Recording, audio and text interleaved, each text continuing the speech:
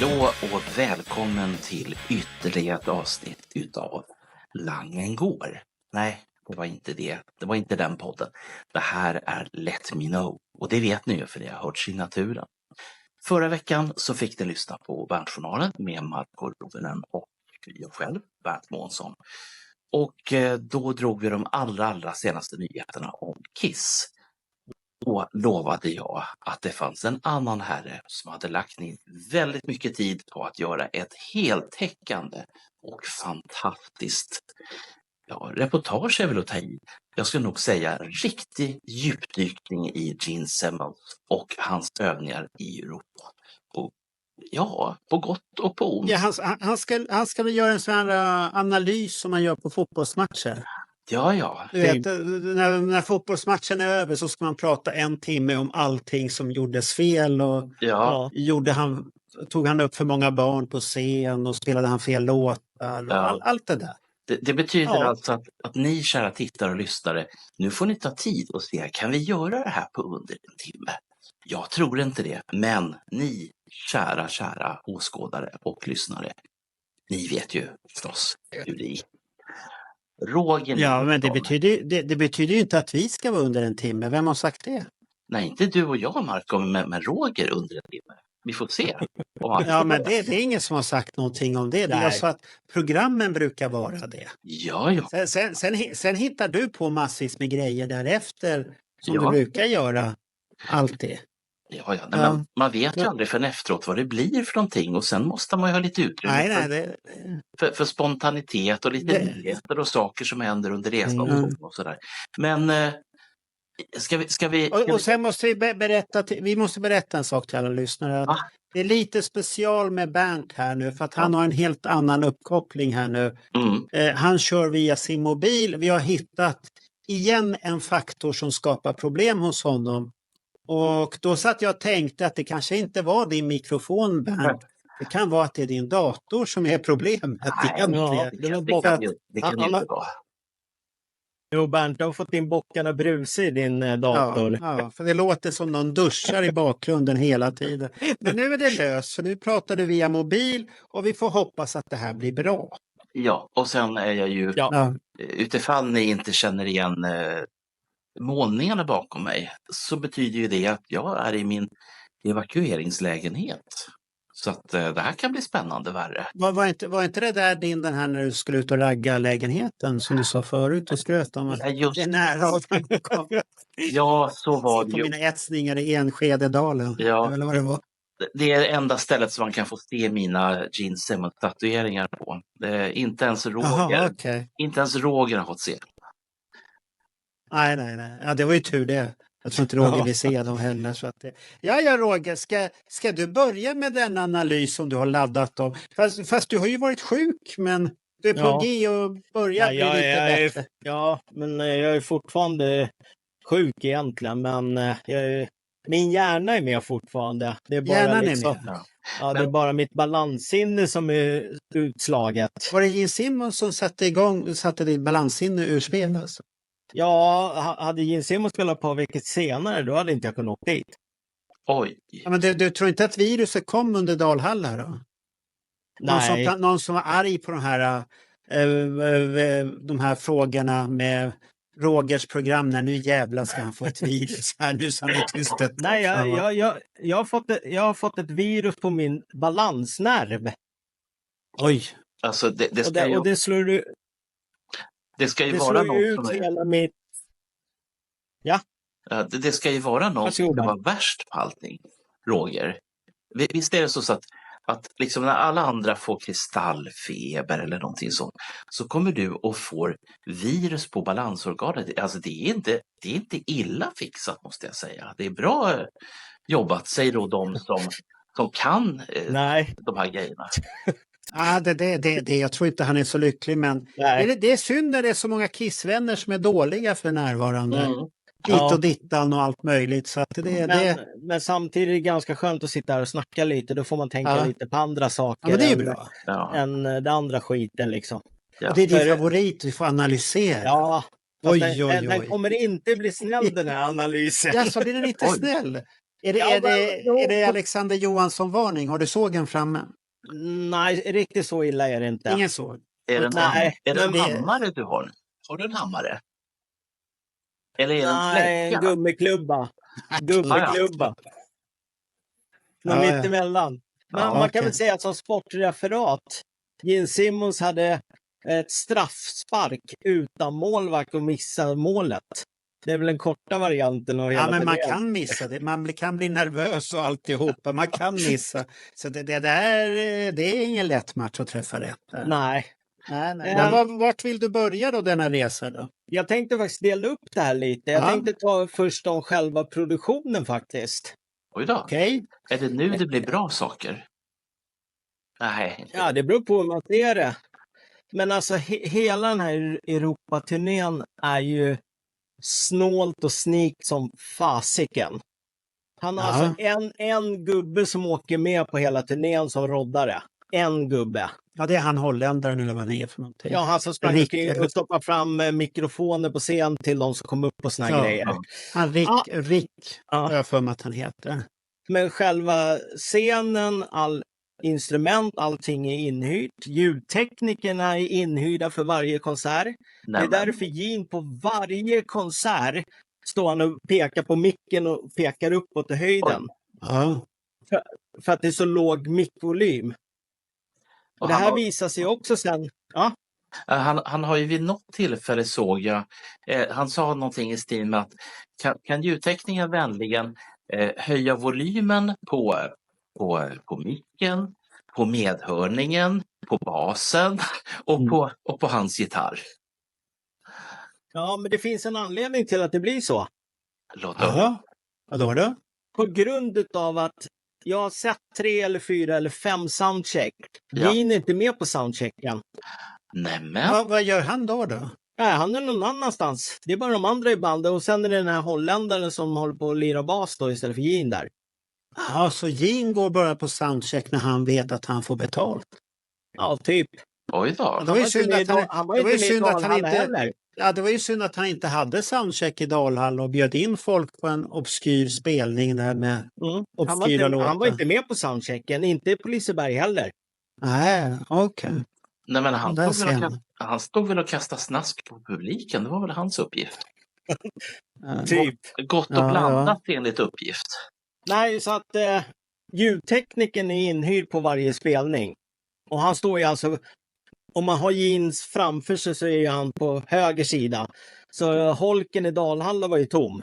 Ja. Eftersom ljudtekniken är på scen. Hade det regnat hade vi kunnat sitta allihopa där inne då?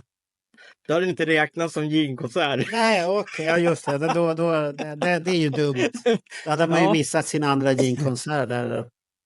Det hade ju varit dumt om vi missade dem. Då hade vi inte sett någon Gene-konsert. Nej. Ja, du ser ju det, men den räknas inte officiellt. Nej, men det är ju de reglerna som gäller för Kiss-konserter och även Gene Simmons-konserter. Men gäller de för Bruce Kulick och Vinnie Vincent-konserterna? Ja, det gäller för alla. Ja. Sen också det här med vilka instrument de har. De har ju liksom bara ett par instrument med sig per gubbe också. Gene kör ju på samma bas hela tiden. Men jag misstänker att han har 2 ifall den ena pajar. Gitarristen på vänster sida, vad heter han då? Jason, va? Han hade ju någon svart gitarr. Och var det han med skägget? Lite skägg. Han som sjöng.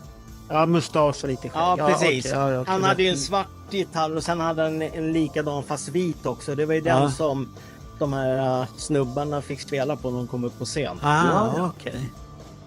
Så där såg man att han hade 2, men den andra gitarristen, han hade ju samma gitarr på alla konserter. Gene hade sin, den här med nitarna på alla konserter också, men jag misstänker att de bara hade ett par med sig liksom.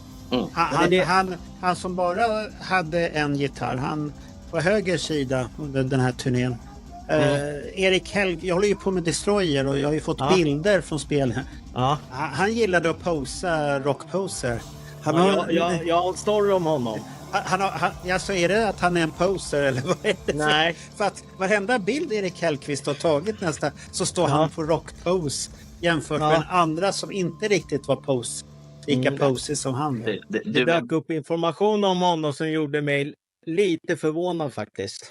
Okej. Men vi tar det snart. Så ska jag berätta vad som har kommit fram. Samma sak. De kör med monitors på scen istället för snäckor i öronen. Och de har inte trådlösa system till varken gitarr eller bas, utan det är sladd. Ja, det såg jag. Jag tänkte det var lite åldrande, gammaldags tänkte jag. Men det betyder att då blir det inga clicktracks heller. Nej, det blir det ju inte, men de är ju, alltså in-ear så blir det någonstans driftsäkrare på något sätt. Det blir så alltså. Det är därför jag menar, det är en lågbudgetturné liksom. De har hyrt in allting, de kör med sladdar. Hur länge sedan var det Gene använde sladd till sin bas liksom? Ja, det var länge sedan. Ja, precis. De bytte ju där på 76 någonstans. Men är det därför han sitter och skryter om i tidningen att han tjänar mer nu än vad han tjänar på en Kiss-turné? Ja, det är väl klart. När han, inte har, han har liksom sin garderob som man behöver kläda i 2 veckor och sen 2 basar, sen åker han. Fast ärligt talat, vilket bullshit alltså. Vem tror på det där? Men vem tror på det där? Vilken tidningsreporter tror på det där? Ja, alla tidningar idag, för de tror ju på allt jävla bullshit alla säger. Såklart han tjänar mindre nu när han är med Gene. Det ser man, de sitter i lågbudgetbilar och åker emellan och allt möjligt. Kan jag få slänga in en liten intressant sak här? För när ni pratar om det, då tänker jag på det var ett band som heter Goa. Goa för hårdrockarna kan jag säga att ni vet inte vilka de är. Men har ni tittat på Eurovision så vet ni att de representerade Ukraina för ett par år sedan. De var i Sverige och Europa förra året. Och jag var lite förvånad om hur de liksom kunde turnera överhuvudtaget. Och det visade sig att det enda som de hade med sig överhuvudtaget var en gitarr och sen en sån här DJ-utrustning. Och sen till gitarren en massa sådana här jävla boxar. Ni som är musiker vet vad jag pratar om. Resten... det är så här fotpedaler och grejer. Ja, precis. Pedaler, diskboxar och flanger och det finns massor med olika. Och med de här 2 grejerna så kunde de göra precis alla ljud som de hade spelat in tidigare på sina plattor och även haft på större konserter. Så jag konstaterade ju att det var inte mycket bagage. Det var en billig turné. Ja, men det är väl samma med Gene. Det blir ju en billig turné då. Jo, men vi som Kiss-fans förväntar oss ju någonting annat än det som levereras. Det var det jag var ute efter. Ta bara med merchandise. Katastrof. Det fanns ju ingen. Nej. Jag sitter och funderar hur många t-shirtar. Jo, det fanns mörs. Men det stod nästa år på dem. Precis. Ja. Det var lite konstigt. Vad var hans mörs? Han borde han hade inget. Det var dåligt tycker jag.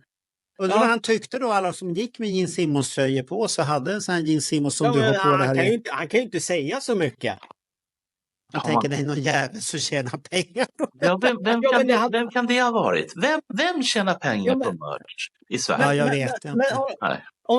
Om man tittar några dagar efter Göteborg. Han spelar för över 80 000 pers på Wacken. Där hade han kunnat sålt 5 000 t-shirtar utan problem. Ja, för t-shirten är ju inte dålig, till exempel den varianten du har. Den ser rätt så häftig ut egentligen. Ja, jag saknar bara det förstår man. Den är ju häftig på sitt sätt. Ja, absolut. Stilren, cool som fan. Jag gillar den här. Men det var ju det som var så konstigt, för jag kommer ihåg när vi kom in på Dalhallen, när vi kom till merchen, när vi skulle fram där och kolla, så bara, fan det hänger 2 tröjor där, vad fan är det här liksom? Ja, men det stod ju nästa år. Ja, men det var ju häftigt nästa år. Men det var jäkligt coolt för dem, men jag har ju pratat med en del efter konserten också, de tycker det här är skitmärkligt, för han vill ju ha våra pengar. Ja. Men han är inte villig att trycka upp t-shirtar. Jag vet inte om det kostar så jävla mycket att frakta dem. De där jävla kartongerna kan de slänga med bland högtalarna. De kan ju trycka t-shirtar i Europa som väntar på dem också. Så att det brukade band göra, att man skickar tryckfilerna till Europa så trycks de här. Och så är de redo för att det är billigare än att hålla på och frakta och tulla. och sånt där. För det var inte frågan om att det var panik heller, för den här konserten visste ju vi om sen i julas någon gång liksom. Så det fanns ju liksom, det var ju över ett halvår kvar, så det går ju att fixa grejer. Ja, men han hade inget intresse.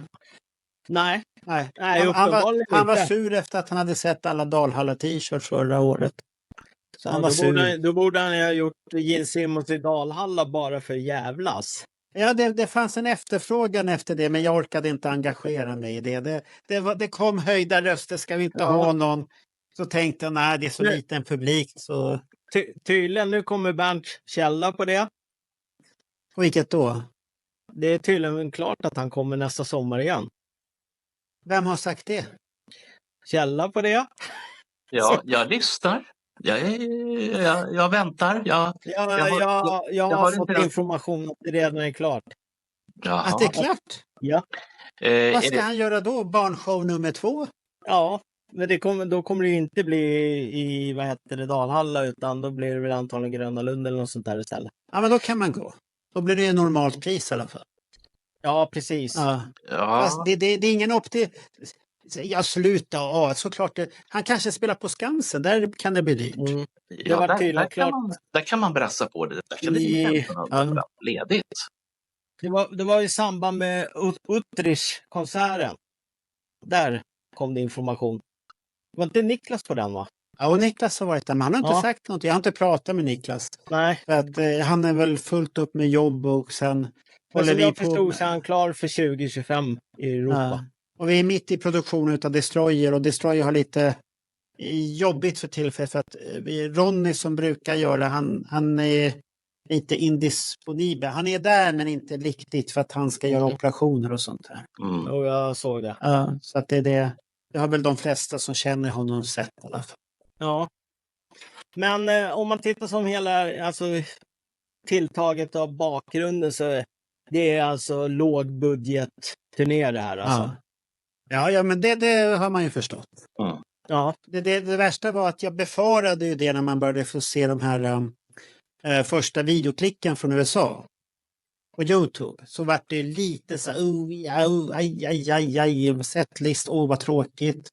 Ja. Varför detta? Och så hoppades man in i, men det kanske, det var väl Bernt som ljög ihop en story också, att men det kommer förändras till Europa. Och höjde mina förväntningar. Ni två höjde ju förväntningarna, och det gjorde ju Daniel också när vi hade vår special. Ni höjde och sen var det inga förhöjde. Det var ju pladask. Då vill jag gärna vara noga med att säga att min källa är ingen mindre än Gene Simmons själv. Och det här finns inspelat, så han kommer inte undan. Det kan jag bara säga. Nej, och vi vet ju vilken kvacksalvare han är. När det gäller sån fakta. Det har ju varit spindlar som ska komma. Unholy skulle spelas, vad var det mer? Ja, Domino skulle också spelas. Ja, Domino, det hade ju varit så fina låtar, och herregud, ja.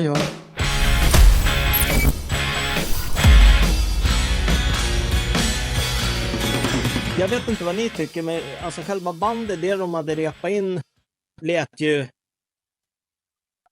Bandet spelade bra, det kan man väl inte säga någonting om. Men det var det här vi pratade om, att jag kommer ihåg att jag sa att de inte är Kiss-fans. De kan inte låta. Nej. Då helt plötsligt så dyker det upp ett inlägg från gitarristen till höger, han som ska posa på alla bilder. Han har varit Kiss-fan sedan 77. Han står alltså framför en affisch från 77 med en elgitarr. Så han borde ju kunna varenda jävla Kiss-låt utan till. Och ändå står han som en stolpskott på scen. Ja. Men är det frågan om att det är Gene Simmons som inte kan då? Nej, jag vet inte, för jag har ju spelat gitarr också. Tro mig, jag har inte spelat på 15 år. Ge mig gitarr, ska jag spela Love Gun eller vad du vill. Inga problem. Men det kanske är att Gene Simmons har i kontraktet att ni ska låtsas att ni inte kan, så att ni inte ser dum ut. Så kan det vara. Jag vet ju. Jag litar inte på så här, för att många gånger vill de ju inte själva spela. Det är som Paul Stanley, han är jättesvårt för sånt där. Jo, men han skriver ju själv då att det tog 47 år innan jag fick stå med min idol på scen och spela. Ja, då borde han ju kunna Almost Human och... Precis vad jag menar. Och Going Blind borde han ju kunna, för den har väl alla jävla gitarrister plinkat på, kan jag tänka mig. Det är skitmärkligt. Att han står där och låtsas att han inte han kan kanske det. varit nervös där för oss Kiss-fans. Att shit, nu kommer en riktig dänga jag ska kunna här. Jag kan inte det här. Jo, men alltså han vet ju låten går. Här inne. Ja. Men kan det vara ytterligare någon i bandet som inte kan? De är två gitarrister. Fast det spelar egentligen ingen roll. Om den andra gitarristen inte kan, då kan han skita och spela. För det går att spela låtarna på en gitarr, en bas och trummor och sånt. Ja. Det funkar, det är inga problem. Men jag fick en känsla av att de inte kunde. De står ju bara så här, vad fan är det här för låt? Men sen har jag ju sett ett illavarslande rykte där. Aha. Att det kom ut ett rykte som spreds från de här som hade varit runt Kiss-kretsarna. Jag kommer inte ihåg vem som spred det ryktet på nätet. Att gubbarna kan, men det är någonting som sätter stopp för det hela. Jaha, okej. Ja, det gick ett sånt rykte. Men vad är det som säger? Nej. Det är han med tungan. Jaha. Men vad skulle anledningen vara till det? Varför skulle han vilja stoppa? Det är inte jag som har... Jag läste det bara att det är inte bandet. Och sen var det väl som Ronny sa att han är bekväm att spela så här. Gene Simmons, det är det han vill bjuda på. Jo, men alltså vi kommer till en konsert där de kör typ 15 extra låtar sen. Aha. Ja, vilken det, den är fantastisk. Där Gene drar igång 99% av låtarna. Och så står de andra och vet inte hur de ska spela. Okej, du försvarar Gene för att han är din idol och... Nej, jag försvarar inte honom överhuvudtaget. Jag bara undrar, det är därför jag vill snacka om det här. Varför? Ja, okej. Om du har en band som har väntat i 47 år för att stå på samma scen som sin idol Gene Simmons och kan inte en enda Kiss-låt. Men tänk om du själv stod där, du blir lite nervös och knäsvag. Nej, jag hade kunnat gått upp och spela, det är inga problem. Ja, det vet jag fan. Nu ljuger du, Roger. Du hade varit knäsvag. Aj. Har du rest till Utrecht nu, eller var är du någonstans? Nej, han bara pratar allmänt. Ja. Nej, jag pratar bara allmänt nu. Alltså om bandet. Ja. Det är ett tajt band alltså, men just det här att det här att de improviserar låtarna och bandmedlemmarna liksom inte är med i matchen, känns det som. Och nu påstår ju Marco här att det är någon med lång tunga som stoppar dem. Men samtidigt så den med långa tungan drar ju igång massa såna här låtar och bara tittar på de andra ruskar på huvudet och slutar spela. Och då blir min fråga så här: har en kille varit Kiss-fan i 47 år och är duktig gitarrist, så kan han varenda Kiss-låt utan till, tro mig. Ja, det känns ju lite grann som att vad vi nu måste göra, vi måste släppa in våra tittare och lyssnare och höra, har Roger rätt? Och nästa fråga, jag tror de flesta vill glömma den här turnén. Så att det är ingen som vill prata om den här. Och så hoppas vi att ryktet stämmer att han åker hem över pölen och så förfinar han. Så kommer han med stor show och börjar alltihopa med Domino eller Unholy och sånt där. Jag tror jag kan sprida ett mycket bättre rykte än vad någon av er kan. Är ni beredda? Nu ska ni få världsrykte 2025. Han kommer sparka de här killarna. Han kommer betala Ace Frehley skatteskuld så att Ace Frehley kan få sig sitt pass så att han kan lämna USA. Sen så kommer Ace och Gene att ha en dubbelkonsert 2025. Ace kommer vara förband. Det blir som i Australien 2018. Där var de ju så. Ja, och sen så blir det ju Gene Simmons med huvudakt. Källa på det. Ni sprider så mycket rykten här nu. Otroligt. Vad är det här? Ryckespodden. Du är inte ett dugg bättre själv, Marco. Jag skulle aldrig göra sånt där. Aldrig. Nej, men det var musikerna där. De borde ha kunnat. Och sen en sak till som jag tror att ni tog upp efter Dalhalla. Det var det här med plektrum med trumpinne, var ju katastrof också liksom. Det finns Gene Simmons band plektrum, det finns sådana, men det är inte många. Och det finns Gene Simmons band trumpinnar också, men det är inte många av dem. Har du någon? Nej, jag har ingen av dem. Det är därför du är besviken på hela Gene Simmons konsert. Nej, jag fick ett silverfärg med dutt. Jaha. Det där med dutt. Det kan vara 2 dubbeldutt eller enkeldutt. Vad betyder det? Nej, vi tar det vid ett annat tillfälle. Aha, okay. Men fick Kalle någonting då? Nej, jag tror inte det. Aha. Och jag tvingar inte alls upp Nathalie på scen. Det gjorde du visst, för det finns på video. Ja. Det finns på video. Patrik filmade allt, men han vill inte lägga ut det. För vadå, när jag står och pekar? Ja, han är rädd för att du ska förfölja honom och sånt. Nej, det är klart jag såg mig upp. Ja, du Roger. Jag plektrum när jag var uppe. Fy fan. Du fick inte med en hovmen i alla fall, och det är bra. Ja. Men det var ju jävla liv efter det där också, så ni vet det. Jaha. Ja, men inte henne? Nej, det var någon som tyckte att inte nog med att de ska upp på scen, de ska ta selfies med Gene också. Ja. Man bara, den som sa det hade gjort exakt samma sak själv, tro mig. Ja, men hon gjorde ju det rätt så fint ändå, tyckte jag. Så att det... Ja, men det var folk som gnällde på att de tog massa extra tid. Ja. Jag tror så här, Roger. Det här är en gammal klassiker från när jag var ung. Den som sa att han var. Så att jag vågar slå vad om att de som gnällde, det handlar inte om det. Det handlar dels om avundsjuka, och jag har full respekt för att man tyckte att det var väldigt, väldigt mycket. Men sen var det vissa saker som jag tyckte var bra. Nattas insats var bra. Nu kommer ni säga emot mig här så att jag duckar på en gång. Vilda Vilma till exempel.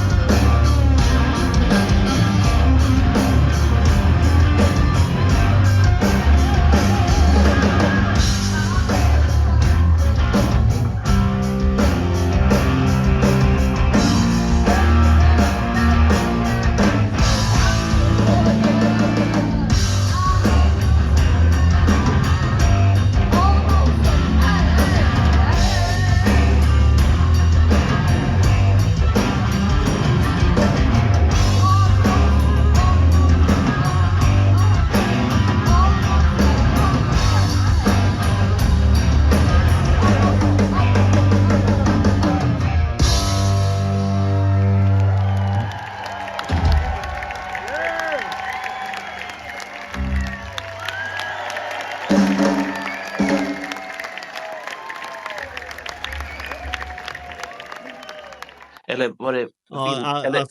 vad hon har fått skit på nätet, så ni vet det. Ja, hon helvete vad skit hon har fått. Ja, så här. Vilda... Helt oförtjänt också. Ja, jag stackar. Ja, jag kan ju visa lite snabbt bara vad som varit ratat där. För att jag håller ju på med nya Destroyer. Och de som har tittat på Bandjournalen vet om det. De vet vilket omslag som varit bortratat utav vår kära och sånt här. Men de som inte har den kan se här, detta omslag. Här. Är inte, det kommer vi inte använda. Nej. Nej. Det där var ju fast jag tyckte att det... Jag tyckte att det var rätt kul faktiskt. Ja, för den säger ju egentligen rätt så mycket om den här spelningen tycker jag. Och sen var det någon som tyckte att hon såg lite fånig ut där, att det kunde finnas bättre bilder med henne. Men jag måste säga det att jag tyckte den där bilden var det här fina att hon beundrar sin idol.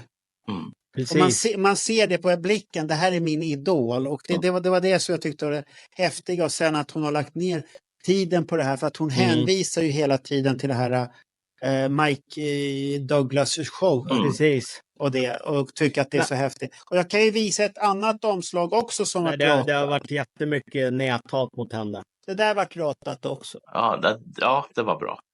Men den förra var... Ja, jag tycker inte heller den där var... Ja, det är en jättebra bild alltså, men inte som omslag. Men ni får inte se omslaget som blir, för det är en tuff gin. Det är en mycket tuff gin. Vänta, Marco. Om du visar den nu och alla som tittar lovar att blunda precis i det. Nej, jag ska inte visa den nu.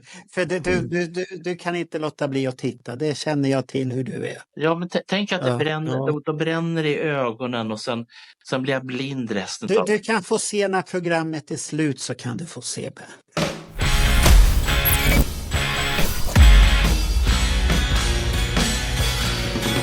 Man kan väl säga med facit i hand så var det ju synd att Dalhalla och Göteborg låg i början av turnén. Vi skulle ha varit en vecka senare istället, så då hade vi fått en roligare konsert än vad vi fick.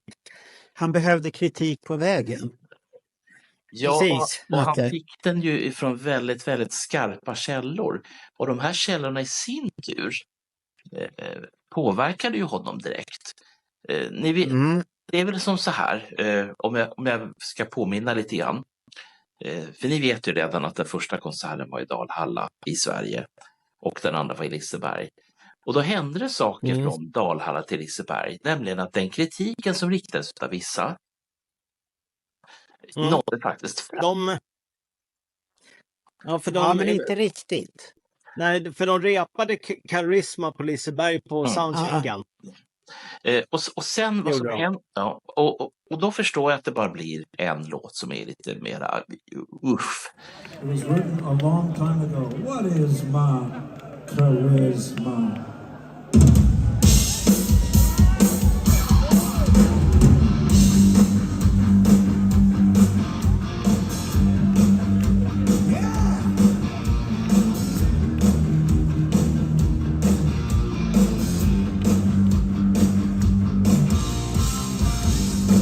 Is it my fortune or my fame?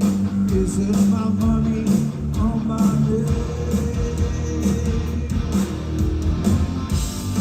Is it my personality or just my sexuality? What is my charisma? What is my charisma? Is it my body or my brain? Do I drive you insane? Is it the power of my touch? Do you need me too much? Too much, too much. What is my charisma? What is my Och sen händer det saker på vägen. Så det har jag full respekt för. Så att, tack så mycket. Dalhalla och Liseberg skulle ha varit veckan efter det stället. Då hade vi antagligen fått en roligare upplevelse. Det kan jag tänka. För då hade kritiken också. Tänk om man hade spelat den här showen i Holland. Som vi hade i Dalhalla. Det hade inte varit roligt där nere. Nej, men han drog igång 27 juli i varje fall i Kuopio. Heter det så? Kuopio. Teatros. Kuopio. Ja. Ja. Det var ju i stort sett samma setlist som han hade spelat i USA där någon vecka innan. Och det var ju festivalspelning också, så att han gjorde inte så här jättemycket. Han spelade typ 1 timme och 1 minut bara liksom. Ja. Och han hann ju ha mycket gäster på scen där också. Ja, det var tjejer uppe där och... det har jag sett. Ja, så att det är inte så konstigt. Och jag tror inte att han märkte av så mycket heller, fansen, att de var missnöjda eller någonting. Festivalspelning 1 timme liksom, det rullar bara på. Ja. Och samtidigt är det 1 timme och du får de stora låtarna och blandat lite annat, så då tänker man inte på det heller. Och jag vet hur många gånger han bjöd upp gäster där? Var det 1 eller 2 gånger? Nej, det var bara i I Love It Loud. Ja, det är bara 1 gång. Då har du ju inte störts utan någonting egentligen. Så det är som Gröna Lund, det var ju trummisen och så var det ju det här hela gänget på slutet. Visst, det förstörde låten, men det var inte så farligt. Fast ändå, där hade de ju planerat med scenbiljetter innan, så det tog inte den här tiden. Nej, och sen var det ju en lycka för de som fick komma upp på scen. Och ja, absolut. Det vet vi att vi har några lyssnare som var alldeles galna uppe på scen. Där vi behöver inte nämna dem. Men ser man den live-videon så ser man hur galna de är där uppe. Ja, det kanske man hade själv varit också, man hade varit där uppe. Eller blir stel som en pinne. Det är jag helt säker på. Jag vet inte. Ja. Men vi hoppade från Finland till Dalhalla då. Ja. Där fick vi lite special. Ja, och där är det ju ändå, vad ska jag säga? Han är ju på 1 timme och 32 minuter där i varje fall. Och då fick vi Almost Human, det var ju behållningen. Jättetrevligt. Ja. Han började sent, kommer jag ihåg också. Han började väldigt sent. 9:15 tror jag. Ja, det var sent. Ja. Och sen fick vi ju Christine 16 också där som extra. Ja, hette den det? Var det så?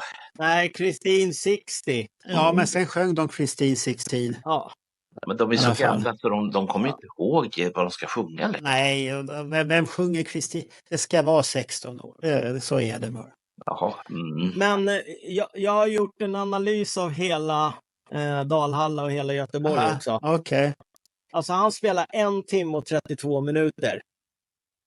Ja, så lång är hela konserten. Det är väl fortfarande rimlig längd. Ja, men nu kommer han med det dystra. Den effektiva tiden var 1 timme. Var det 1 timme bara effektiv? Ja, det gick bort 32 minuter på skit. Om man säger så. Ja, det kändes så, för det var ju väldigt långa uppehåll. Och, så det... Vänta här nu, Roger Nilsson. Jag har en liten fråga. Det var en låt i Dalhalla som någons dotter var uppe och sjöng i refrängen. Menar du att den låten var bortkastad tid? Är det du... Nej, nu har du missuppfattat honom där. Han menar ju det här att låtarna är den effektiva tiden. Ja. Ja, men att jag har tagit med tiden de står och sjunger alltså. Det är ju mer räknat på allting. Men det är det här glappet emellan. Man ska bjuda upp folk. Han måste garantera att de kan sjunga. De ska ta en selfie. De ska pilla på gin och de ska stå där. Av scenen. Ja, allt det där. Men det tar tid. Men hade man tänkt till lite och gått ut där redan från början, gett folk en biljett som på Gröna Lund, så hade det varit effektivare och ställt dem. Ska du vara med på scen, då står du höger på Dalhalla där det här trägolvet är som går upp mot scen. Där står du och väntar och så får du titta på konserten där. Så slut, du har gjort ditt uppträdande. Då hade det inte varit så farligt. Ja, bra. Och så hade många tackat nej också. Då hade inte de varit intresserade. Men tänk också då. Ja. Det var lite det här jag efterlyste. Konstruktiv kritik. Det här är bra. Bra, Marco. Då skickar vi med det. Ja, men det var ju det vi menar. Konsert, alltså en scenbiljett helt enkelt. Du ska vara på den här platsen med den här tiden. Är du inte där så är du inte välkommen upp på scen. Punkt. Då hade vi ju inte haft pentrollet där uppe heller. Den där. Men, Han skulle ha en utställning där uppe. Jo, alltså absolut. Ja. All cred till honom att han köpt grejer för 500 000 via en utställning. Men han står ju och snackar svenska med Gin och Gin fattar ingenting. Det är kanske tur det. Tänk om han hade sagt det på engelska till Gin och Gin bara, shit, har vi köpt så mycket? Då ska du sjunga här också. Ja. Och det finns ju en aspekt till det där också. Tänk också på att de kör effektivt 1 timme och 25 sekunder. 1 timme och 25 sekunder. Och då är alltså 3 av de låtarna under den här timmen sjunger inte Gin på. Ja, just det. Det är det här andra, Ja, för det är samma sak i Rock'n'Roll Night sjunger inte heller. Då är det ju fans. Nej, och det tycker jag var ett bottennapp. Ja, det var jättedåligt. Nej, jag tycker inte. Sista låten och man sjunger inte. Nej, det är inte acceptabelt. Och så sitter vi och betalar 1100 spänn för typ 45 minuter med Gin. Jaha, du var tvungen att påminna om de där 1100 här nu igen. Alltså, fan. Jag hade kunnat sitta högre upp för 200 kronor, inga problem. Nej, precis. Nej, jag hade kunnat sitta högre upp. Jag hade inte dött av att sitta på bänkarna där uppe för 100 kronor. Jag hade accepterat det alla dagar. Men Marco, du hade kunnat få en sån här plastbiljett också ha runt halsen. Sån där som det står VIP. Alltså du menar här VIP? Ja, men den var ju för de som hade tänkt att det skulle bli 6 000 pers. Och då hade du bättre parkering. Och sen hade du bättre tillgång till ölbaren där uppe. Men nu var det ju så lite folk. Ja. Och som alla poddare har sagt och konstaterat att det var ju bara tråkmånsar där borta. Alla Kiss-fans var ju utanför. Ja, den grejen, alltså det här innan konserten var ju jättetrevligt. Liksom. Ja, det var trevligt. Det var ingen fel på det, men det är inte det vi diskuterar. Nej, men alltså tar du bort 3 låtar då är vi nere liksom 45-48 minuter, liksom 1100 spänn. Det är jävligt många kronor i minuten, som man säger så. Men jag vet ju när jag tappade intresset för konserten, när den gick för mig. Ja, när var det? Vilken låt tappade ni intresset för totalt? Jag var med fram till Are You Ready efter den. Nej, Shout Out Loud då nog den sista. När House of Pain kom där, då började jag tappa. Nej, jag tappade vid den här jävla Led Zeppelin-låten där. Ja, Communication Breakdown. Ja, det vart bara så, nej. Jag visste ju att det där skulle komma. Och de gör ju bra låtar, men jag tycker bara, jag har ju sagt på den andra podden också att de tog ju bort den sen. Ja, men har man en sån låtskatt som han har, och han har släppt sina Volt-demos, han kunde ha bjudit på en jävla demo från Volten vi aldrig har hört och vi hade tyckt det var jättespännande. Vi hade haft något på CV, Kiss-CV:t att skryta om för andra att vi såg Gin sjunga här. Jag skiter i Communication Breakdown och skiter i House of Pain att han sitter och säger att han var med. Visst, det är en annan version, men jag vet inte. Helt okej, men det är ingenting för mig. Nej, men om man tittar på konserten i helhet, alltså de första 2 låtarna går jävligt fort. Det är inget snack emellan, det är ett Use War Machine. Ja, det går jättebra. Ja, men i slutet av konserten så blir det typ samma sak igen. Då är det skitsnabbt mellan låtarna. Då är det precis som man måste ha scenen på något sätt. Att han har tidspress på sig plötsligt. För det har jag sett även på senare konserter. Han har fått stryka låtar från setlisten som han inte hinner spela. Ja, men det är för att det tar det här Kiviks marknad eller vad det heter. det tar lite för lång tid det där. Att ta upp de här clownerna som ska upp på scen och allt det här. Och eldslukarna som inte... Det tar för lång tid. Det är kan det inte vara så här att det finns vissa sluttider på en del ställen? Alltså du ska avsluta din konsert till klockan 11 för annars så blir det bullerstörningar och böter och sånt där. I Dalhalla hade vi ingenting sånt. Nej. Jag tror inte heller, men det känns som att han hade bråttom på slutet för det var jäkligt snabbt mellan de sista låtarna. Men han kanske skulle se Fröken Snusk. Så kan det ju vara. Det kan vara det. Det drog någonstans. Ja, vi saknar bilderna därifrån. Ja, Fröken Snusk. Okej. Men kontentan var att det var jävligt dyra minuter i Dalhalla. Och jag hade ju biljett till Göteborg sen 2 dagar senare. Jag sket i att åka. Jag vill inte lägga ut pengar för resa och hotell där nere bara för det där skiten. Ja, men det var en jättetrevlig resa. Ja. Vi bodde på fint hotell och alltihopa. Och sen bara det här att du tar SM-bucklan i frågesport och quiz. Det är ju värt hela resan. Vi har ju inte skrytit om det här, Bernt, överhuvudtaget. Men grejen är att jag köpte i Göteborg som en backup ifall Dalhalla varit inställt. Så jag skulle ju liksom köpt min tågbiljett och fixa hotell då efter Dalhalla. Men jag kände att nej, fan, jag pallar inte sitta. Du hade kunnat sova hos oss. Vi hade en soffa man kunde sova på också. Säkert. Jag lovar, vi hade ett jättestort rum. Fråga Bernt, jag var chockad. Men alltså, samtidigt som konserten är på Liseberg så sitter inte jag och studsar i stolen hemma och bara, åh fan att jag inte är där. Jag mådde ganska bra att vara hemma. Faktiskt. Det kan jag förstå. För att inte gå för fort iväg här. Jag vill lägga till lite information här. För det första så var det som så här, Marco och jag, vi träffade riktiga Kiss-fans. Det är en fantastisk upplevelse. Och med det så menar jag alla personer som vi träffade. De var riktiga Kiss-fans allihopa. Jag var jättetacksam över alla de människor som kom fram till oss. Och jag kommer fram till en del också. Sen att vi fann hela Kiss-tävlingen, precis som du... Det var stort. Då ska vi inte glömma bort att Roger lämnade vi hemma. Ja. Att han ville vila upp sig. Nej, men jag kan säga ärligt, jag kände inget behov eller sug att åka dit överhuvudtaget. Men hade du... Ska jag vara ärlig och säga en sak, så gjorde varken jag eller Bernt det heller. Okej. Men för att där vi var där några dagar innan och vi hade sett de här setlistan, så var både Bernt och jag tveksamma. Vi kan skita i den där, men så tänkte vi, men det är roligt med fansen och det här. Och så tänkte vi skulle göra den här rock'n'roll-grejen. Man åker ner med tåget och sen åker med första morgontåget hem. Fast det fick vi inte. Nej, vi fick ju utskällningar utav alla. Att är ni dumma i huvudet? Ni är gamla gubbar, ni kan inte göra så här.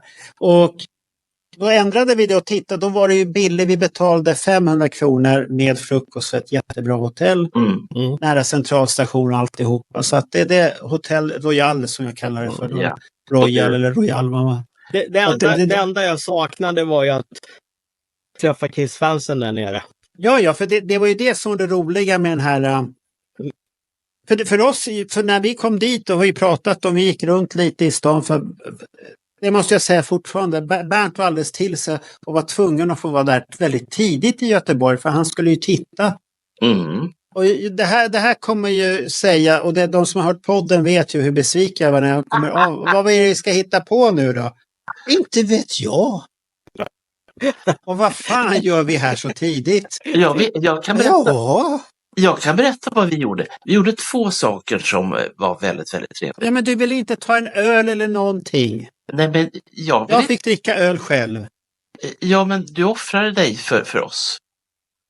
Det var ju så. Ja, men nu går vi till J. Nu hoppar vi till J.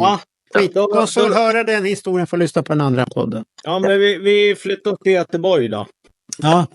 För där, alltså, det borde väl alla veta nu. Där låg de ju en karisma då. Ja, den var bra. Mycket bra. Den var bra. Sluta nu. Den var bra. Den lät bättre senare. Skitsamma. De repade den här på soundchecken, vet jag. Vänta, Roger. Du kan inte kritisera den om du inte var där. Han gör en klassisk YouTube-analys.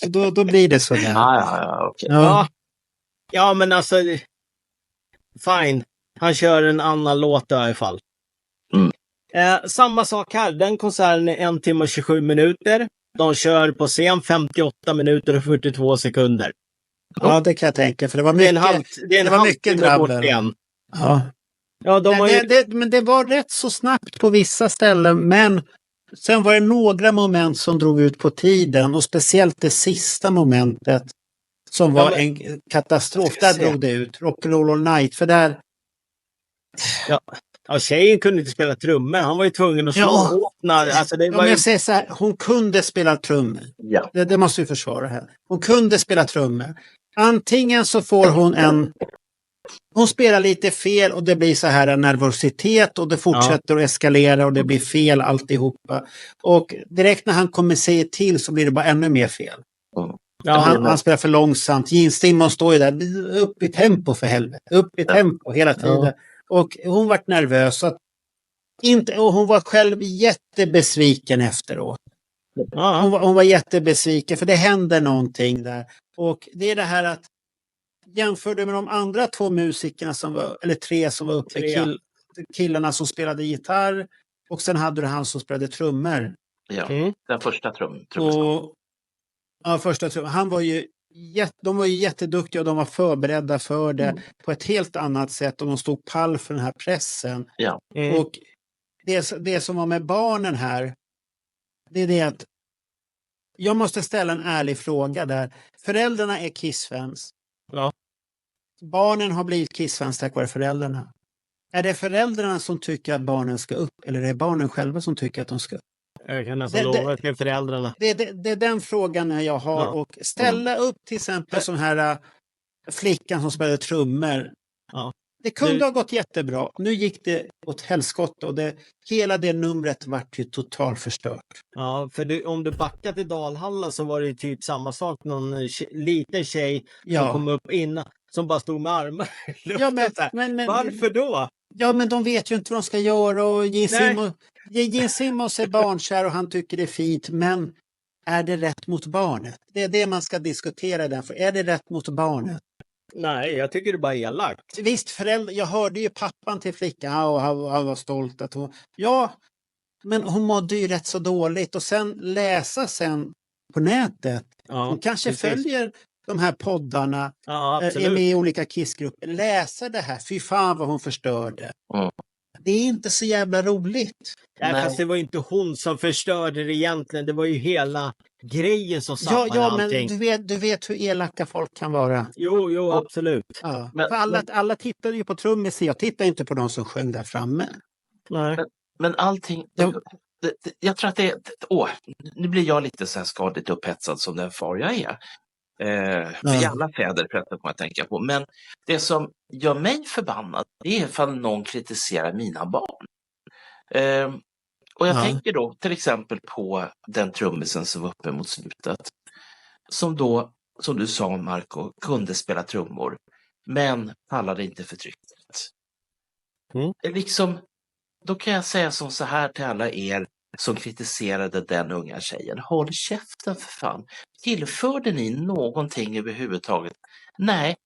Istället, om det är så att den här flickan eller flickans föräldrar läser era skitinlägg. Dra åt helvete. Därför att ni tillförde ni men det är jag ute efter. Nej, nu är du lite, nu måste jag säga så här Bernt, nu tänker du på föräldrarna och nu är du väldigt 2024. Ja. Det kan jag säga. Jag skulle säga så här. Du som förälder har faktiskt ett ansvar också. Ja. Utsätt inte ditt barn för en idiotisk situation. Hur gammal var den här tjejen? 10 år? 10-12. Ja, 12 år. Ja, skicka upp henne på scen inför 5000 personer. Helt fel. Det är inte snällt än, säger jag. Och det är samma de här små flickorna som står där och har armarna upp. Helt fel. Ja. Men vad jag är ute efter nu, det är alltså vuxna människor, både män och kvinnor, som då i publika kissgrupper går och kritiserar barnet. Det är det jag är ute efter. Man gör inte. Men samtidigt, hon har ju stått där och sagt att hon fixar det. Hon har ju själv sagt det. Ja, jag förstår, hon är ett barn. Men hon har själv satt sig i den grejen. Och man får ju ta lite konsekvenserna för det man hoppar på. Hon kunde ha stått och sjungit där som alla andra. Men hon ville vara show-off. Hon ville visa vad hon kunde. Hon kunde i början och sen ballade ur när låten kommer. Så att jag måste säga, och jag förstår den publiken som var. Nu är inte det så att den här publiken har betalat enorma pengar. Nej. Att komma in och titta på den här. Men det är ju en låt som förstörs helt och hållet. Ja. Det är sista låten de spelar på svensk mark. Jo. Och det kan ju vara sista gången Alex Bergdahl, eller som Alex Bergdahl sa, att det kan vara sista gången Gene Simmons var i Sverige. Ja. Han är 75 år. Jo, om inte mitt fågelkvitter stämmer. Ja, men han är 75 år. Det är det jag lägger i beräkningen. Jag förstår ditt resonemang, Bernt. Ja. Men det finns något du glömmer i ditt resonemang. Fast det är 2024. Som förälder har du ansvar. När ett barn inte kan tänka så måste du hjälpa till att tänka åt barnet. Ja. Och det säger... Glöm inte bort det. Nej. Och därför ska du inte sitta och föra in dina idiotidéer i barnet och säga du ska upp. Nej. Det ska vara barnet själv som vill. Ja, jag förstår det och det respekterar jag. Men jag pratar om vuxna människor som då sågade den här unga tjejen längs med fotknölarna. Ja. Men förstå dem också att de är besvikna. Ja. Och någonstans tar vreden vägen. Man måste ju komma någonstans. Och jag förstår att du tycker att det är dumt att hoppa på. Jag skulle inte hoppa på den där. Men jag kan säga klart och tydligt, det var synd att hon inte spelade bra, för det förstörde ju hela låten. Det var så att jag tittade inte på någonting annat än på henne. Och det var bara så här, okej, det här var sista låten, det här var inte bra. Och hela Gene Simmons koncept föll som ett kortspel, och det hade gjort det innan också. Men där föll det totalt. Och det är det jag säger, man måste kanske checka, och där skulle vi Gene Simmons ha kanske tänkt själv till att nej, det är bättre att du sjunger. Det var det jag tänkte säga, alltså Gene måste ju också ta sitt ansvar. Ja, vuxna människor ska ta ett ansvar, det här är barn. Det är en sak om Natta står och ylar helt falskt. Då får hon ta ansvar för det själv. Hon är ju över 18 år. Så får det är det jag menar. Är du över 15 år? Annars ska man göra som Gene gjorde här för någon vecka. Han gjorde någon konsert 3 dagar efter sista Europaturnén i USA. Då tog han upp ett par som var typ så 70 bast på scen. Det var lite roligt också, tycker jag. Det är väl den här välgörenhetskonserten som vi tog upp i Bandjournalen. Det är den du det är den. Ja. Men det där, jag förstår det, Bernt, men det finns ett ansvar hos flera än bara att säga att folk är elaka. Det får man räkna med. Vi lever i en tid där man skriver och folk tänker inte efter vad man skriver. Och det måste den här föräldern tänka på. Den ska kunna veta med sitt huvud, skicka upp min dotter där och det blir pannkaka. Det kan bli konsekvenser, det kan bli mobbing och det kan bli det. För folk är så. Men det är så det ansvar som förälder.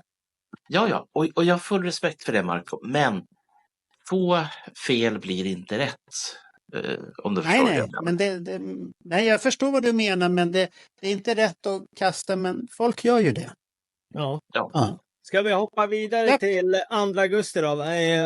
I Wacken? Nej, Wacken. Wacken. Det var alltså över 85 000 pers där.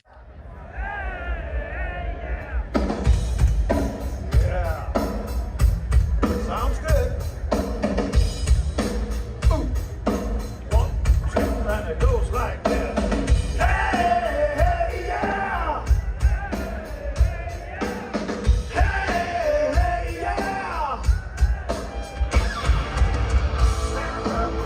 That's the beat of it.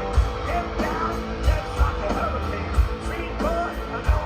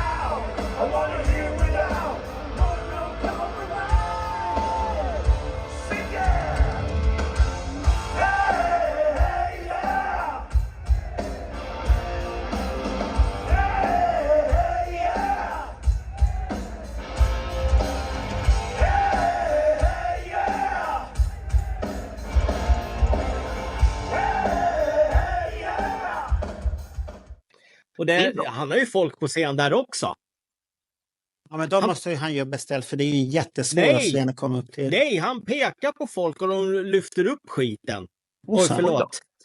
Ja, de lyfter upp personerna där. Ja, precis. Ja. Men det är inga C-biljetter, utan han pekar, du kan komma upp och så är det någon jäkel som hjälper dem över stängslen. Det sjukaste med Wacken är att det är alltså jättemycket folk.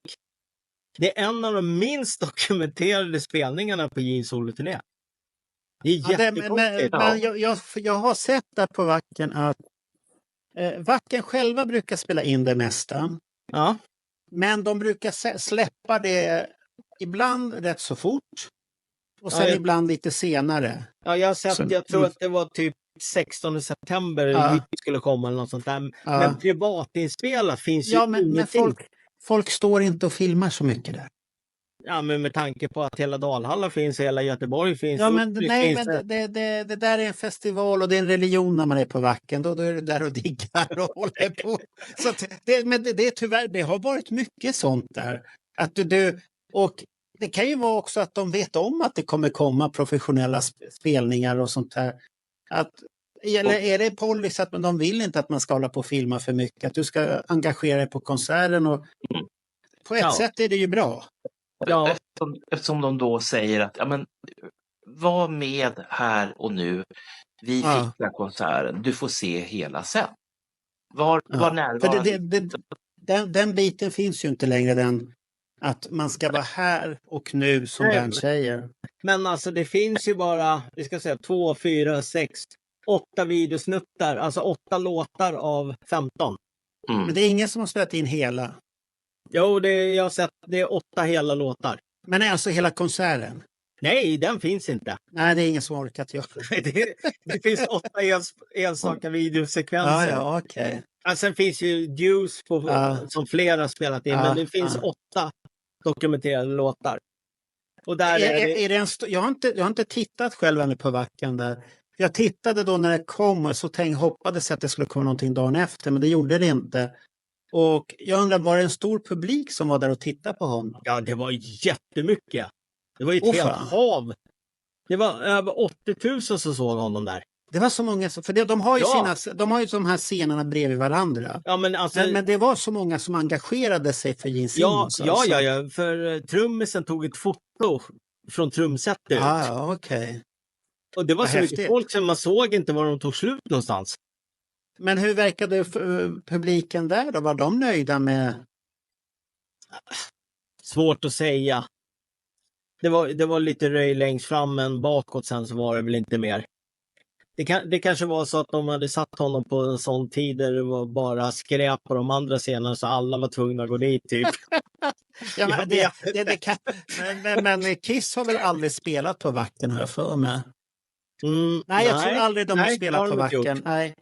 Iron Maiden har spelat där, det är ett av de större band, och Judas och så, men Kiss har aldrig varit där. De har aldrig varit innan försommaren och turnerat i Europa, aldrig på sensommaren. Precis, de har ju varit här i maj-juni och Wacken är ju i augusti någon gång. Ja, i början av augusti alltid där. Precis.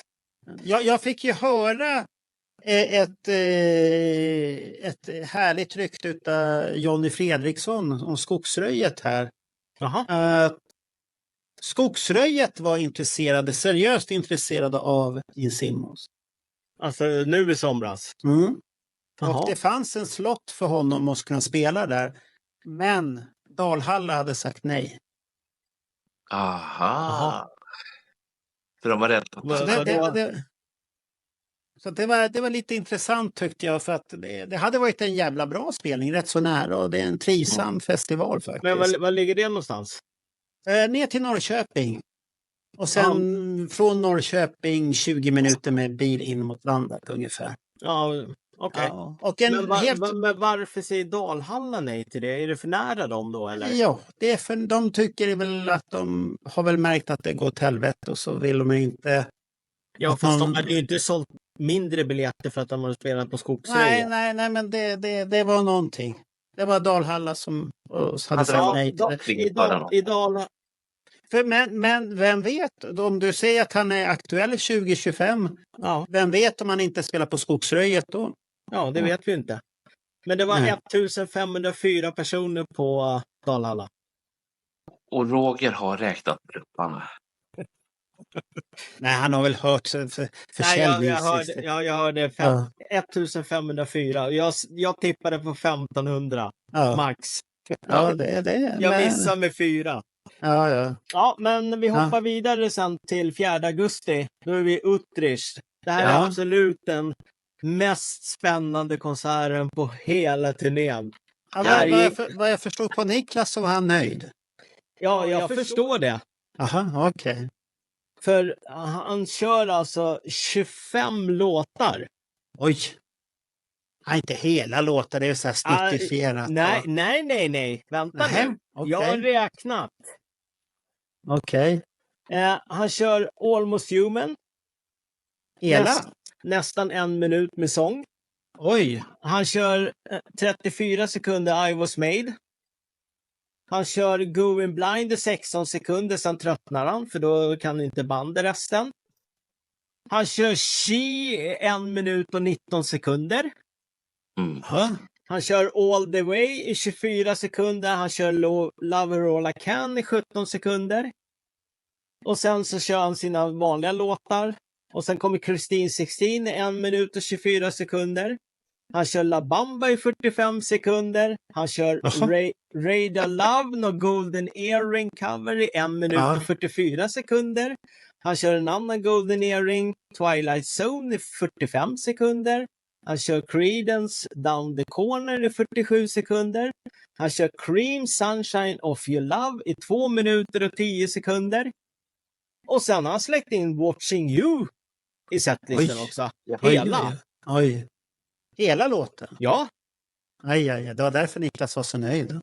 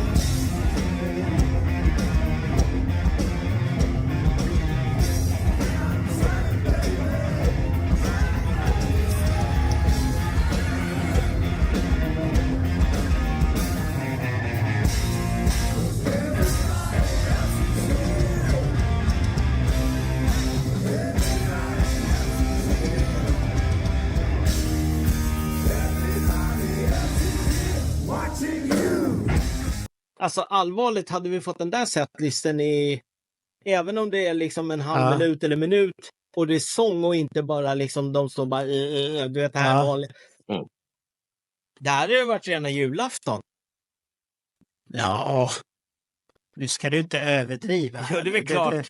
Det hade varit lite nöjdare. Lite, jag hade varit asnöjd. Nej, det är fortfarande snuttifierat.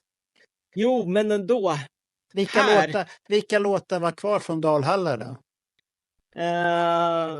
Ska se. Det var ju mycket som hade rykt. Ja, han Communication Breakdown är droppad här. Ja, det var ju positivt. Ja, han har tagit bort Calling Dr. Love också. Och den här Mountain-låten också. Okej.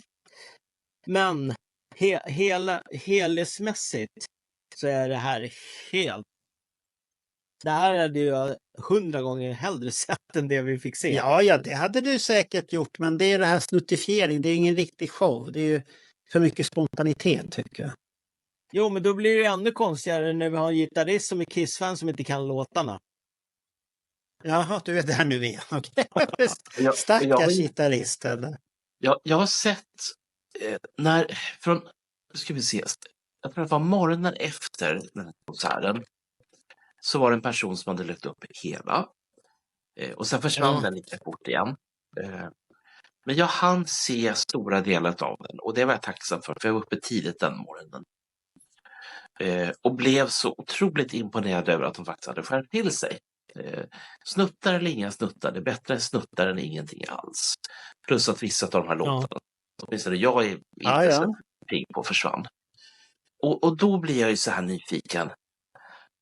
Vad hände sen? Eller snarare, om vi ska ha ett clickbait, då är det här frågan. Vad tror du hände sen? Ja, det vet vi inte.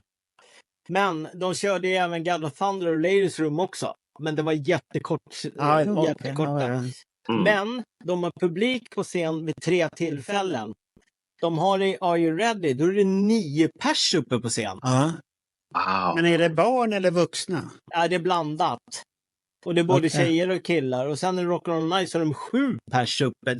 Så det är ju jättemycket människor här plötsligt. Okej.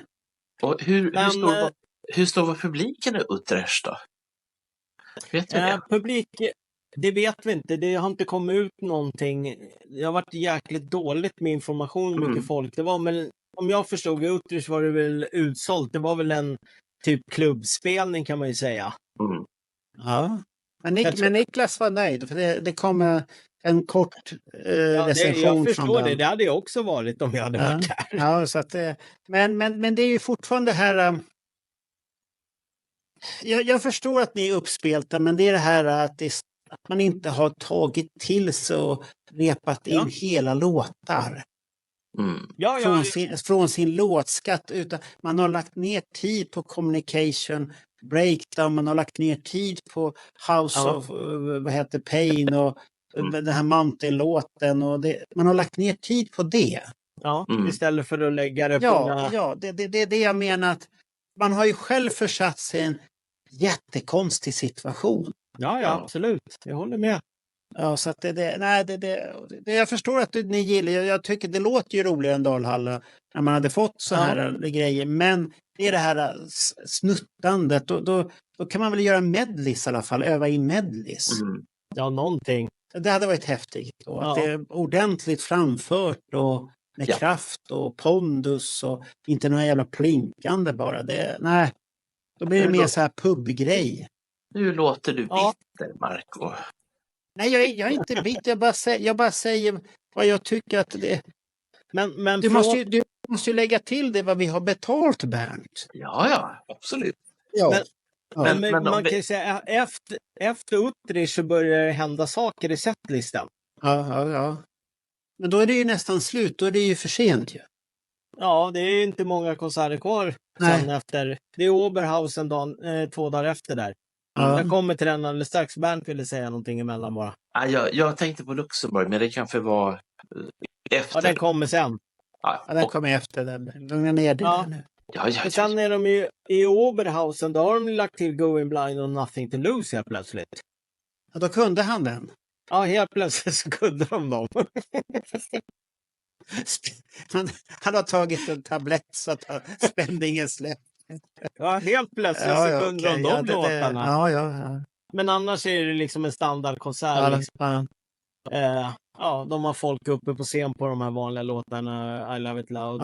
Okej. Så det är inte så mycket att snacka om där. Sen kommer vi till Luxemburg. Vad hade du för någonting att komma med där, Bernt? Jag tänkte är det något augusti? Jag fick bara en känsla av att då borde det ha varit nästan lika häftigt som Utrecht. Men det var det väl inte? Nej. De kör bara extra. Nothing to Lose, Going Blind, Sunshine of Your Love och Watching You ligger i Luxemburg.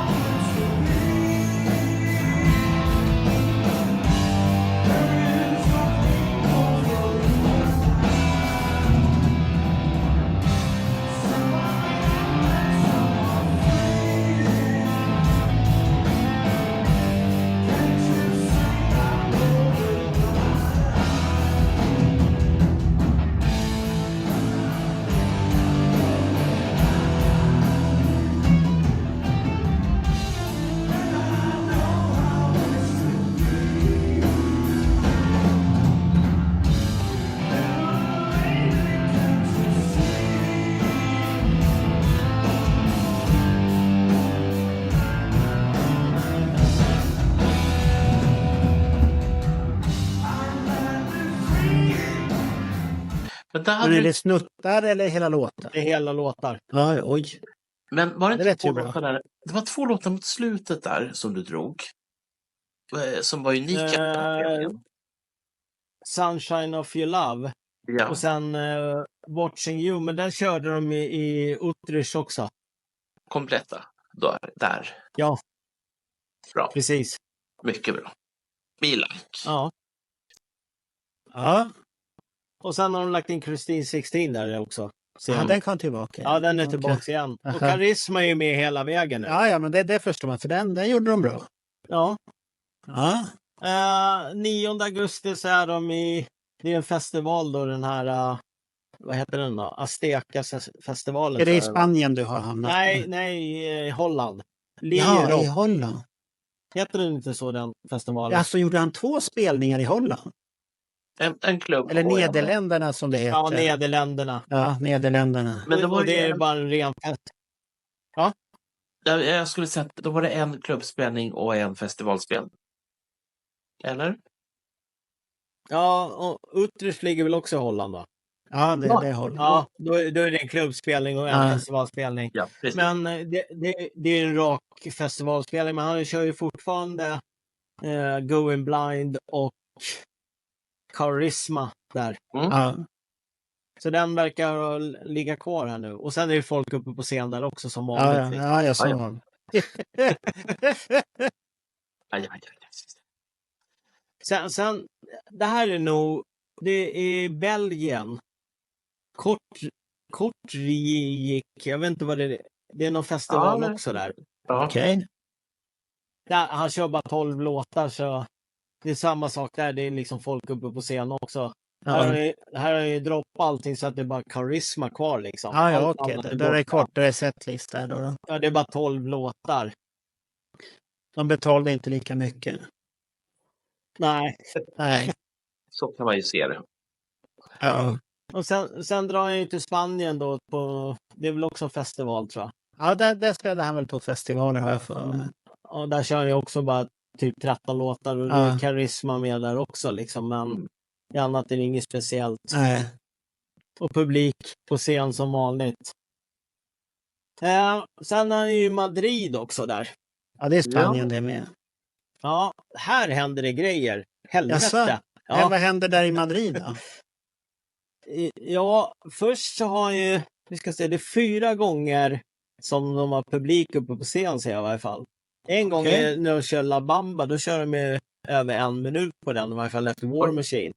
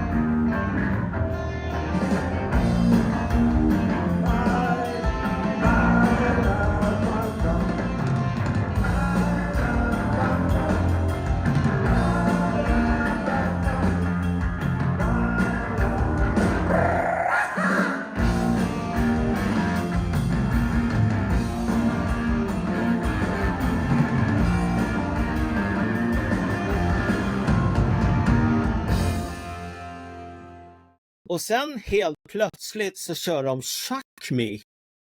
Oj då. Men vad gör den där då? Och den är 3 minuter och 40 sekunder lång.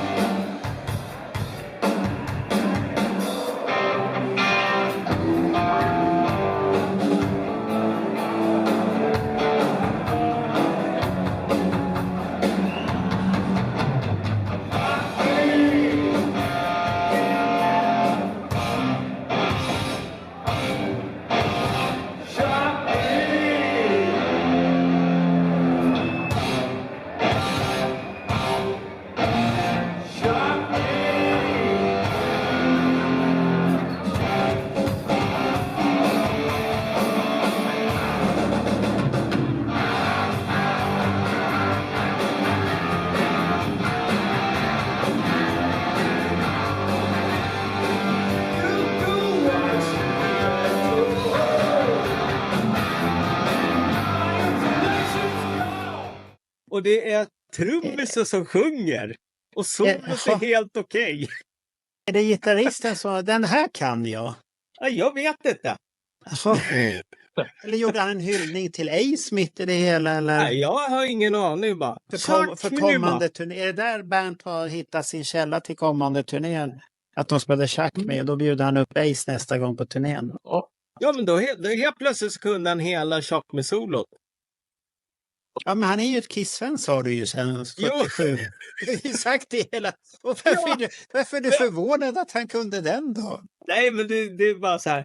Bara. Man kanske kan alla Ace-låtar och Paul-låtar. När jag såg att den här setlistan kom upp, Chock med, jag bara, det måste vara en jävel som varit full som har skrivit den jävla setlistan. Ja. Nej, jag tittar på den. Jag tittar på den. Ja, och den var bra. Ja, där ser du. Ja, det var helt okej. Ja, men liksom bara, Chock med. Ja. Och sen i Rock'n'Roll Night så tar han ju upp några brudar och där tappar ju in det helt alltså. Han börjar springa och hämta trumpinnar och stoppa ner mellan tuttarna på någon tjej där alltså. Han tycker nog hon är riktigt het. Ja. Alltså vad hon heter? Ja, det kan man nog säga. Då måste jag gå och titta på den videon. Hon har en flätad långt hår och sen jättesnär. Så oj då. Ja, Gini, han tappar helt det där. En riktig barnföderska med andra ord.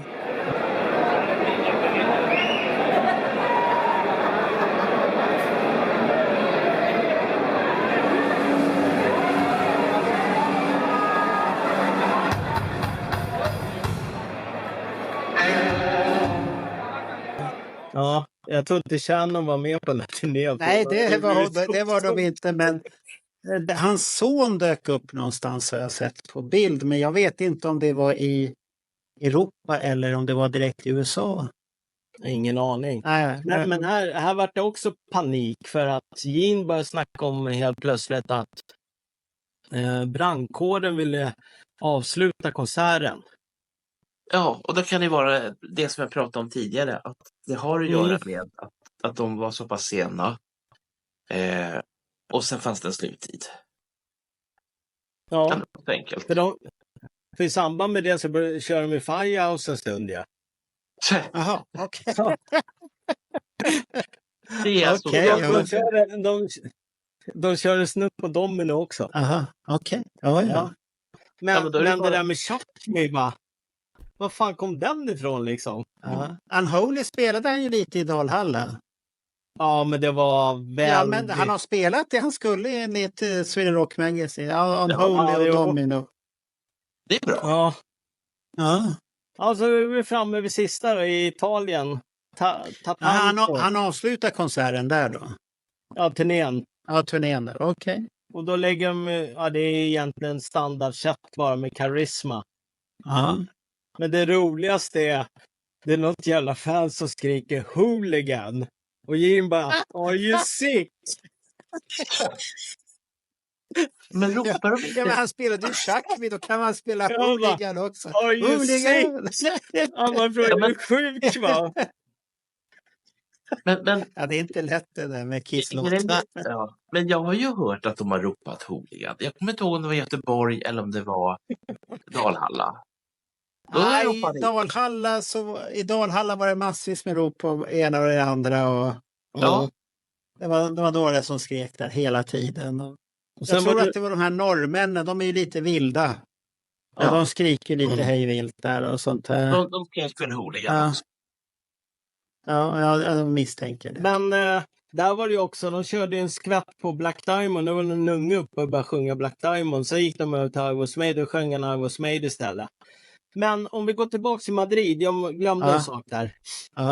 Weapons of Mass Destruction och House of Pain stod ju på setlisten, men de spelade aldrig dem. Nej. Det var bra. Och jag tror att det hängde ihop med det där med brandkåren där. Ja, men Weapons of Mass Destruction, okej, det är i alla fall hans egna låt. Ja, den var ju med på setlisten i Italien sista också, men den spelar de aldrig. Inte där heller? Nej, den droppades helt. Han tänkte att han var nära Israel, så är det bäst att inte spela den låten kanske. Ja, Det var skitkul där. Någon bara, hooligan, bara, are you sick? Ja.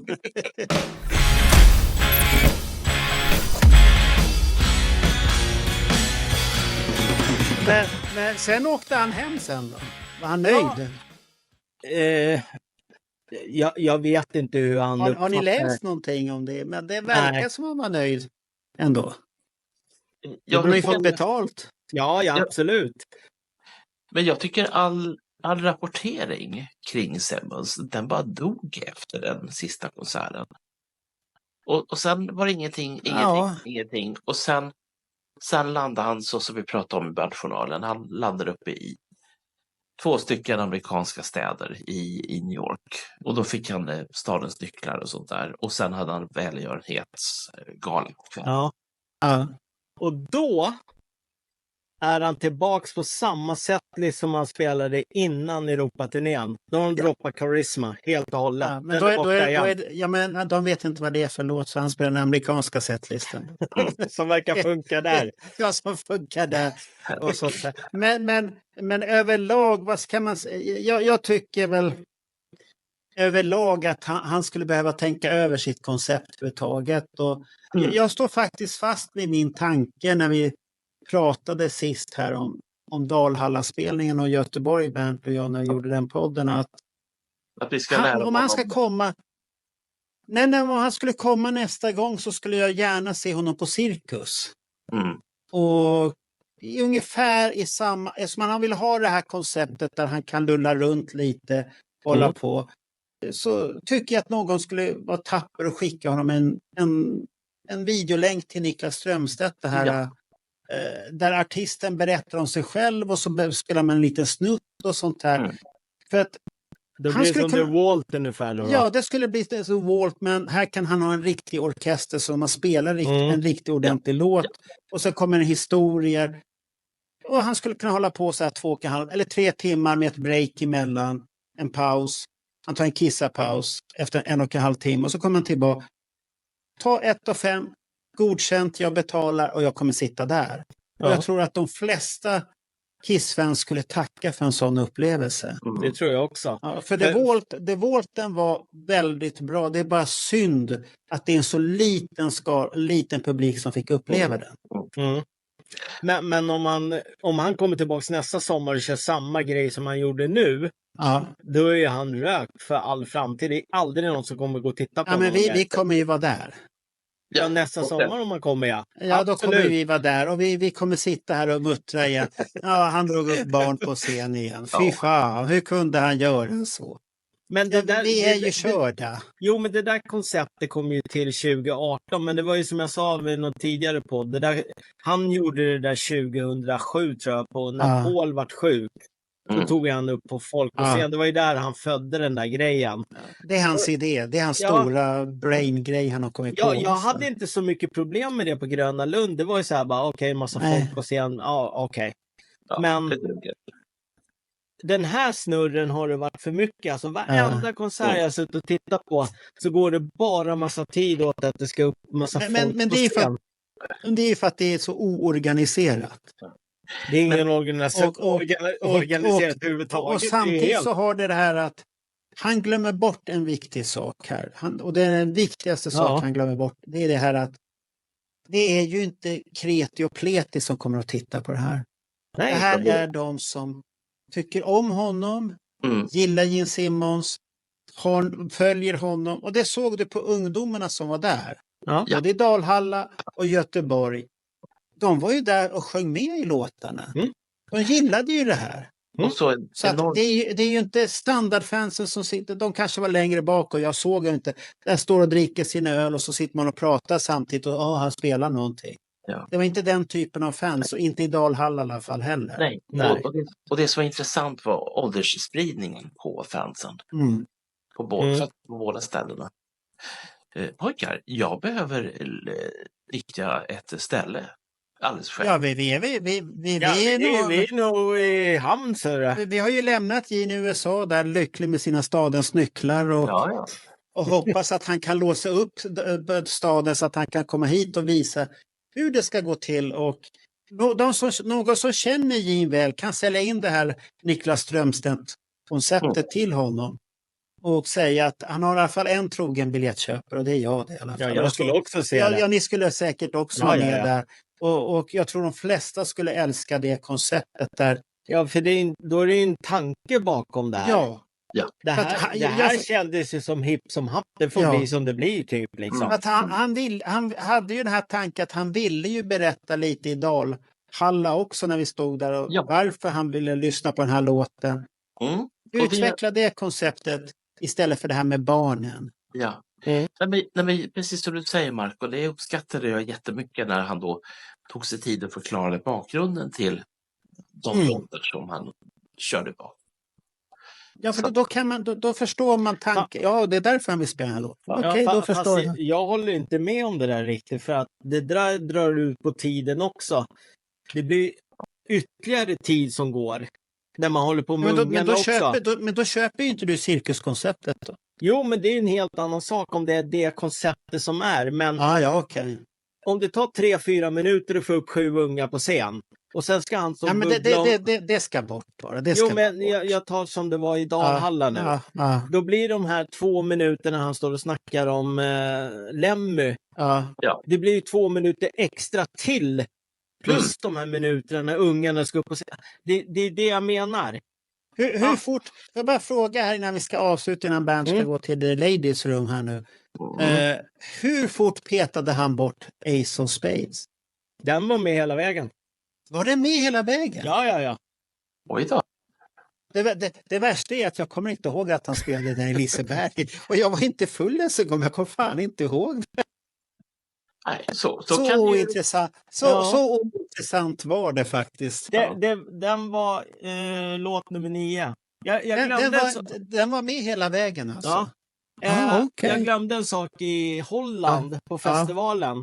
Där startar med War Machine istället för Use.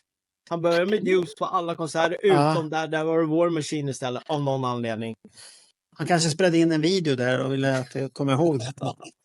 Så att, men då har vi haft den här upplevelsen och då får vi väl tacka Roger för en djup analys här i What's on your mind. Och det här var ju dina tankar här. Du har inte kunnat sova, du fick fel på balansnerven tack vare Gene Simmons och allt det här.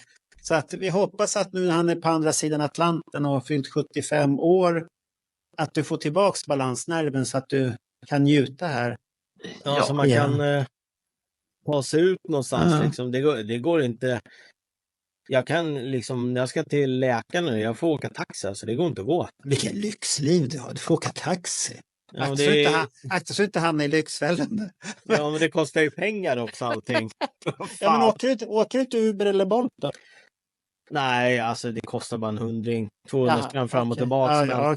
Men jag kan inte gå till vårdcentralen fast det är 5-6 minuters gångväg. Det går inte. Men hur ska du gå på Kilbergs utförsäljning då? Jag tror inte jag kommer fixa det. Nej, vi kommer inte se dig där. Antagligen inte. Och Bernt är på håret här. Han är ju sjuk här nu.